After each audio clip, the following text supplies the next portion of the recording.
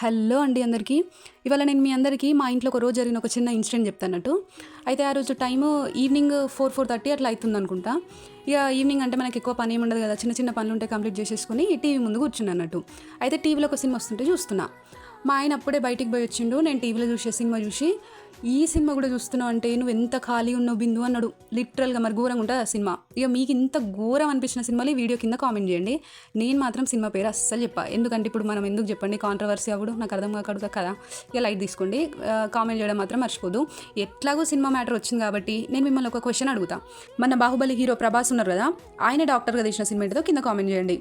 Clue ఇవ్వాలంటే cinema మొత్తం ఏమి ఉండడు డాక్టర్ లెక్క, పర్టికులర్ పార్ట్ వరకు అంటే పర్టికులర్ సీన్స్ వరకు ఉంటాడు అన్నట్టు డాక్టర్ లెక్క. ఇక ముందు వరస్ట్ అనిపించిన సినిమా ఈ సినిమా మాత్రం అస్సలు ఒకటి కాదు, దీన్ని కలపొద్దు. ఆ వరస్ట్ అనిపించిన సినిమా దీని కింద కామెంట్ చేయండి. అండ్ ఈ ప్రభాస్ డాక్టర్గా తీసిన సినిమా కూడా ఈ వీడియో కింద కామెంట్ చేయండి. అండ్ ఇంకొక విషయం ఏంటంటే, నేను ఈ వీడియో ఎడిటింగ్ చేస్తుంటే టీవీలో ముకుంద సినిమా వస్తుంది. ఆ సినిమాలో ఇప్పుడు నందలాల సాంగ్ మంచిగా ఉందని చెప్పేసి ఈ వీడియోకి బ్యాక్గ్రౌండ్ పెట్టిన.